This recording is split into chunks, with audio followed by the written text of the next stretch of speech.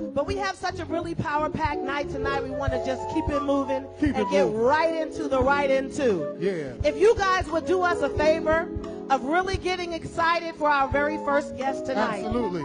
This man has worked in radio and worked in media for how long? Half his life. Half of his life. Over 30 years, I do believe. He has been there at the onset of so many of our huge institutions. Radio 1, BET, he has been involved in it all, and he has a story to tell. Yes, He's does. the author of a book, and we are here to talk about it tonight. I want you guys to give a warm welcome for our first guest. Philly, brotherly love and sisterly affection. Make him feel real warm. He goes by the name of Mr. Paul Porter. Y'all give it up, please. Come on up, Paul.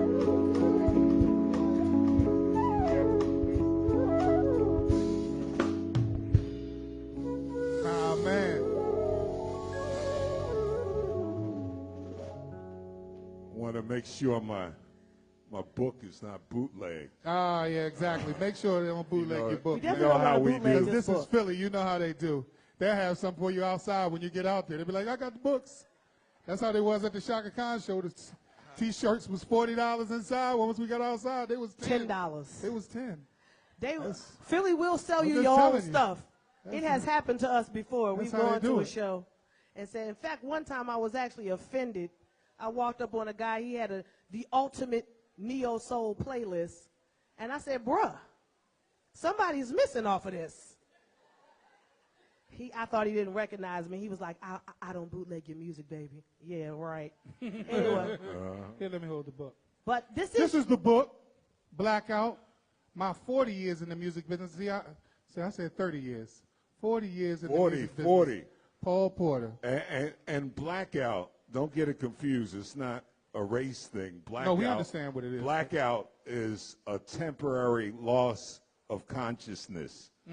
That's what the title Blackout means, because we've lost it. We've lost it when it comes to messages. We went from lyricists to the lyrically challenged. And it's not that here with the music that you guys do. It's the music that, you know, the little ones, generations are growing up on garbage. And I try to talk about why it happens, and it's money, of course.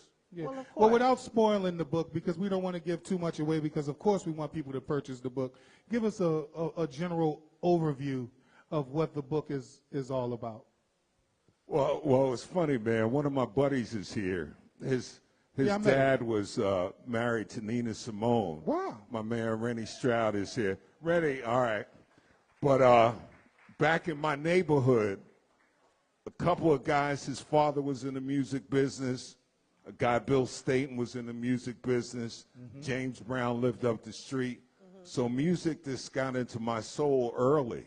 And, you know, it was from Mom's records. But this book is the story of black music and black culture. And it's the real side. It's not the, you know, the big money side. It's why it happens, why folks get on the radio.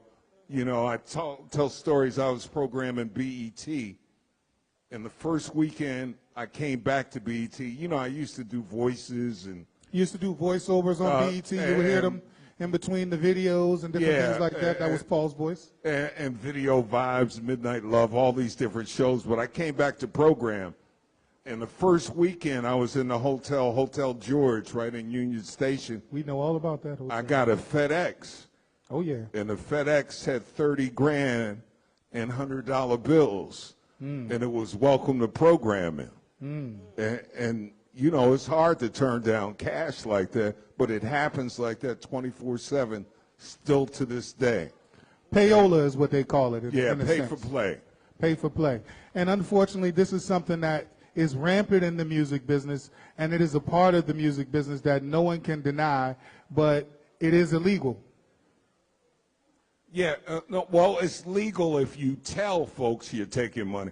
Like radio stations, radio stations will tell you when they're doing a promotion, you know, like this trip is paid for Universal Records. Right. They don't tell you that the, you know, 140 times that you hear it in 7 days is because somebody got stroked with cash. And it's real, but nobody wants to deal with it. I go all over the country, and luckily I bought my own radio station. Yes, you did. In Orlando, Florida.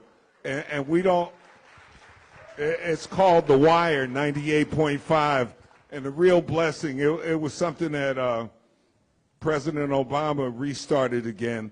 It's called Low Power FMs. And we play hip-hop and R&B because, you know, and don't that's our music. Yeah. So, but the beauty is my station's been rated the last 4 rating book, first time ever that a small low-power station in the top 40 market, and we're not playing all the garbage. Instead of some of the hip-hop we play Rhapsody. We still play the Drakes, but we don't play those records that are this hurtful, man. There's a lot of lyrics that have been going over everybody's heads, and y'all got to wake up, man. Y'all got to really wake up and find out what's going on, because we need some action. A lot of kids are being blindsided, man. They don't get to hear Kindred, and anyway, don't get me started. As far as the radio business goes and media in general, how important do you think it is for us to have gatekeepers or people who are involved in programming who understand music? Do you think it's a place that really needs to be, I mean, typically speaking, you know, you have people who are musicians or people who are collectors who used to be these kinds of folks. Look, I work for Bob Johnson and Kathy Hughes, Frankie Crocker, and this being black doesn't cut it. You know, because a lot of times people change. When Kathy Hughes started in D.C., she was about information and power, and it turned into straight money. You know, and I hate to say it, it's going to take more than gatekeepers. It's going to take people that have hearts and souls that care about the audience that they broadcast to. Is that possible in media? I mean, in mainstream media, being about, I mean, it's about advertising, it's about money. Is it possible to even have that? Those two things even go together? I actually read somewhere said that we can't expect, we can't expect capitalism to ever have a soul. So at the end of the day, is that even possible? It is. Look, my station in Orlando is in Pine Hills, Florida. They call Pine Hills Pine Kills. Within the first 30 days of the radio station, we had 13 homicides in the first 13 days in the 3-mile radius. That's why I wanted that station, because it was in the worst part of Orlando, and I knew nobody was going to go for the license. We got the station, and we're winning. We're beating iHeart. Anyway, it can be done. And I'm not going to sell out. And it's easy to sell out. I get it. You know, my other nickname is DJ Broke His Shit. You know? I identify with that, brother. I identify. Edit. But sometimes it's not easy. But if you got a soul, it can work. It can work. You can do the right thing. You mentioned a lot of names in this book. You just mentioned a few names, you know, and it's definitely character damaging for some people in a sense by you putting this kind of information out there. Have you really wrestled with, you know, exposing this in this way? What gave you the courage to say, you know what, I'm just going to go ahead and let it out? But I put my bad stories in there too, you know, so I told my truth. There was a time I snorted Peru, you know. I was doing the same thing everybody else was, taking the money, running the streets, getting high, but I told that story. So nobody can tell me what's in this book is not truth, and it is. And people are scared to tell the truth, but I kept blaming young black boys that I thought were crazy, but I understood, you know, when I was in New York working at Hot 97, the record that changed and gave me my epiphany was a Raw Digger record, and the chorus was "Gotta beat that bitch with the bat." And when a 12-year-old girl came up to me with a note and said, "Mr. Paul, can you get the record off the radio?" And I said, "Why, Latia?" She said, "My daddy beat up my mama with a bat. She's in Roosevelt Hospital." It was like cha-ching. And I don't mean money, but I mean brain. Like, idea went off in your head, more or less. And she said, "Could you get that record off the radio?" Well, I got the record off the radio, And 2 weeks later, they got me off the radio. And that was, you know, ever since then, I've been doing my thing, trying to, you know, wake up some minds. Pulling off got you pulled off. I see. So do you think that there's a certain amount of wisdom that comes with age and grace that, again, gives you that, I have to let this out? You know, just like the Quincy Jones interview that he just did just recently, and, you know, he was dropping a lot of bombs and doing a lot of things, like, and then he ended up having to come back and apologize, because though you said that you're expressing your own truth in the book, you are wrestling feathers with different individuals who may not want that truth told about them. Yeah, because you allow, you know, you put them into the story as well. Let me get this right, too, man. I've been doing this for 15 years. Right. This same story. I had a 6-digit book deal with HarperCollins. Mm-hmm. It was called The Same Songs, Power, Pail, and in the music industry. They killed that book because I told Clive Davis stories, I told so-and-so stories, and they gave me $100,000 to keep the book. And it took me 7 years to put the book out by myself. So sometimes it happens like that. So this is nothing new for me. I realized this a long time ago, that we're killing some young minds, and we're not the musical black culture that we used to be. We're letting somebody else predict our culture. Wow. Yeah, y'all can clap it up for that. In terms of, don't be afraid, we don't have the cameras on you, so just in case you're clapping, as far they won't know. I'd like to build a little bit on what you talked about us predicting, you know, our own culture. How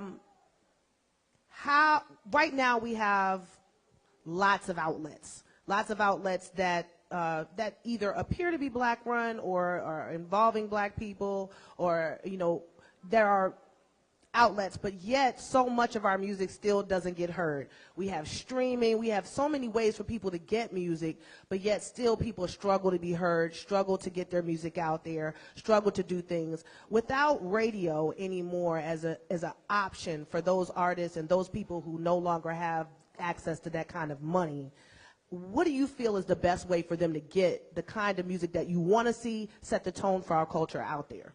Well, it's funny now, streaming, the Spotifys and Pandoras, record labels on those lists. I mean, wherever popularity is, money, corporate, it goes with it. So it's real difficult. You know, I just tell artists now, and a lot of artists I deal with, you just got to be more strategic. Just don't think about the country. Look, I got my young cousin, his name's Chris Porter. We got the #1 record in Dubai, you remind me. So guess what? We're going to Dubai doing 3 shows for 25 grand a piece. So sometimes... Does he need an opening act? You know, I'm just asking for a friend. Yeah, just asking for some friends. Have songs will travel. Yeah. Oh. Yeah. My God. But yeah, I like that. I just think you got to be We'll talk about Chris creative. Porter later. Yeah. It's tough. It's tough. But my idea is, why are we giving it up? Why are we not going to these local radio stations demanding that you're on the radio here? So do you allow artists to come and demand to be on your local radio station? Yeah. Because I know that if you're in a place like Pine Hills, there are lots of rappers and lots of musicians and singers and songwriters who want to be on the radio. Yeah, but my point is, guys like you should be right here in Philly 24/7. You know? But it's up to y'all. We are here 24/7. We just be at the crib. Yeah, no, but... No, you might not be on the radio 24/7, but we're listening to it. Yeah, but no joke. Seriously, you guys have the power, man, to make good music happen, but we get lazy. We desensitize. We find other ways. But these stations are licensed to serve the community, and they don't. And that's because we let them slide. Well, what do you want the reader who purchases the book Blackout to walk away with, and what actions do you want them to take after reading such a powerful book? Well, I think it's a bridge for a lot of folks. It gives them a better understanding to know that their stars are not stars. Their stars are created. Okay? And look, there's a song on Post Malone with 21 Savage, and that Rockstar song. And you know, it was the #1 song when it came out, and there's some line about a condom and drinking. And I was like, this is painful. You know, but it happens because Universal Music says it's going to happen. And they're going to make sure it gets 6 million streams on day one. And we can't be fooled by it. So this book, if you read, and if you don't read, I'm lucky enough, C-SPAN gave me 90 minutes on TV for non-readers. There's a blackout special. This Google Paul Porter blackout. And I talk about it for 90 minutes. Wonderful. But I think we should read. And if you do, go to blackoutthebook.com, not Amazon, because they rip you off like, anyway, but it's on Amazon. Paul, do you have any friends? Is anybody good, Paul? Yeah. Oh, you good? I got bad love for you. Thank God. Hey, I woke up. Kindred made the cut. Hallelujah. I woke up in Orlando this morning at 3:30. Yes, sir. I am here because of y'all. Thank you very much for coming, brother. All We're right. glad that you came to share this with the people. I want to ask this. Oh, I'm sorry. I apologize. Why is it, baby, we married. This shit happens. Go ahead, baby. I did want to ask you this one question. You deal with, you do some outreach with young people. And young people, it seems to me that the first thing they think of when they hear somebody criticize what it is they're doing or what their generation is producing is the word hater. How do you get around young people just kind of shutting you off because of just feeling like maybe you're aged out of their music? Maybe, you know, how you get them to understand you're not just, you just don't get it. That it's not that you just don't get it, but that you understand something bigger than that. Because you tell them how the process runs. Yo, when you fill folks' minds with power and energy and knowledge, there's no way they reject it.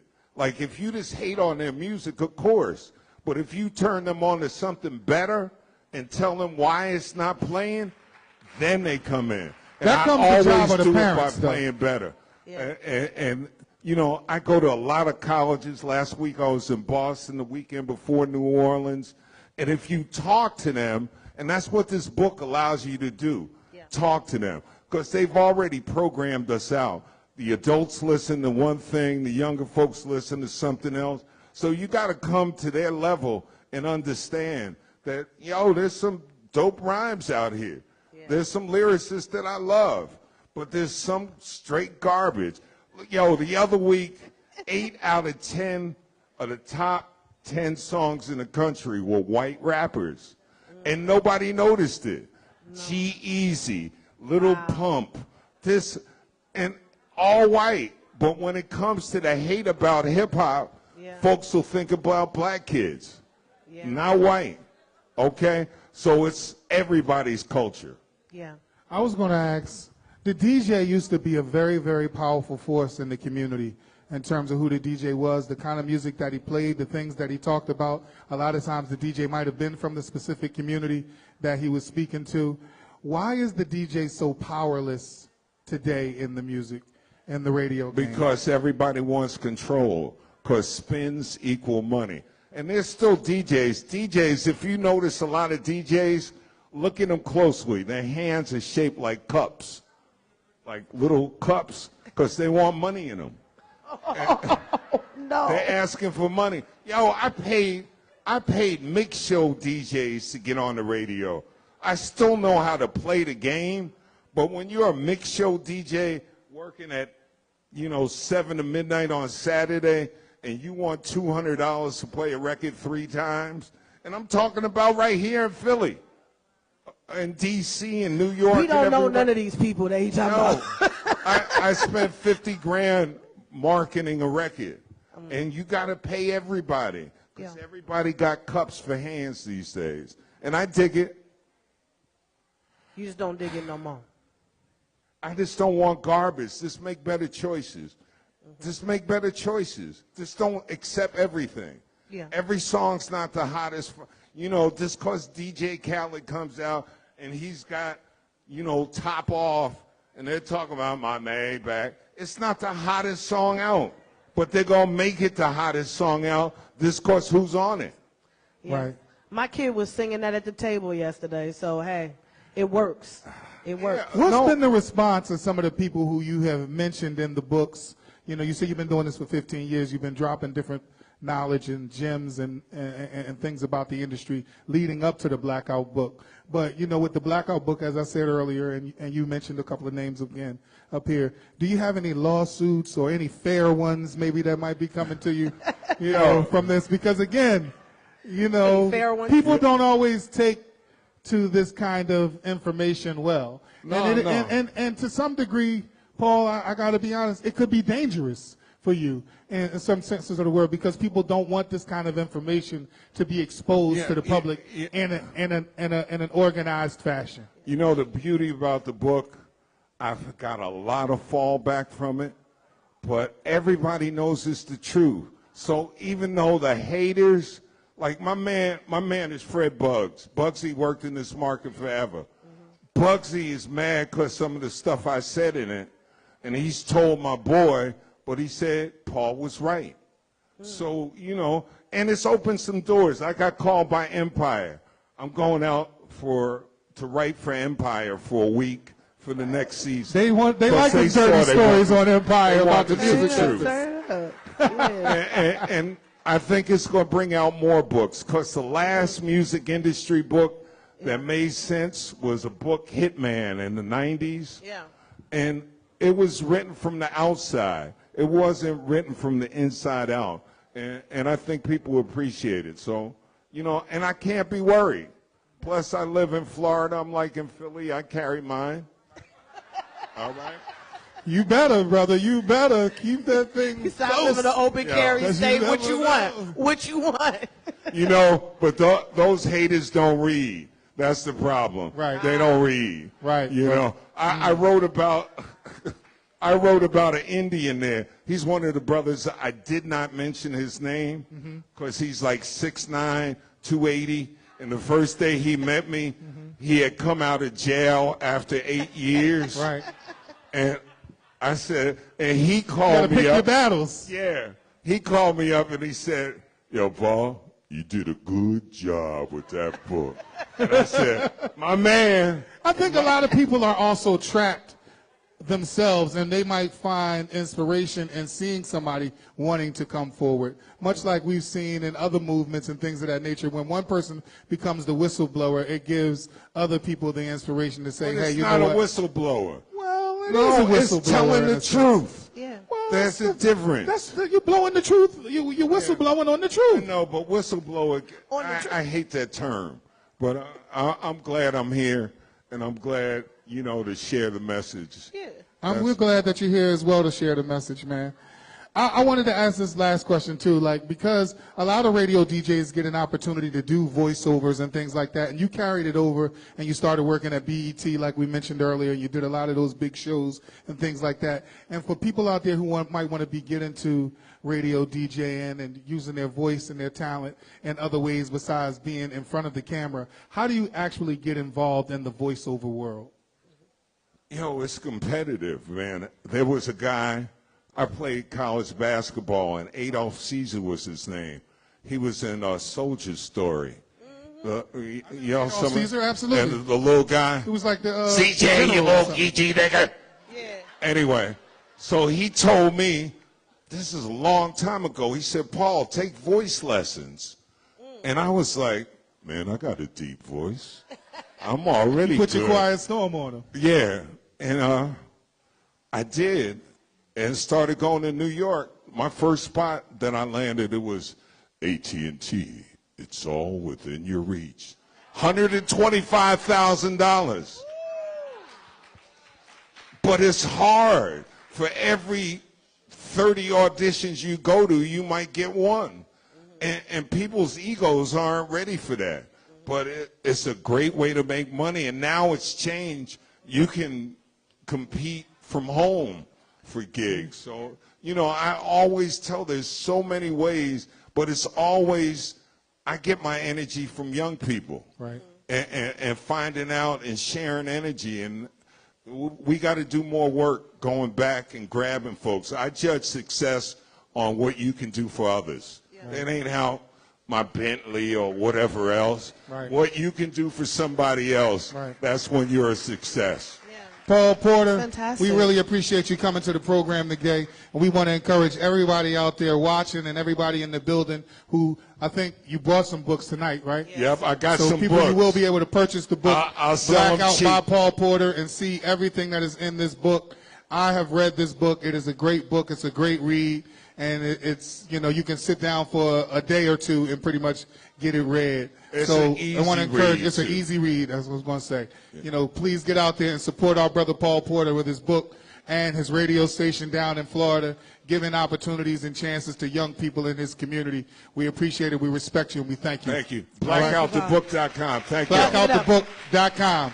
Thank you, Paul. Thank you, Paul.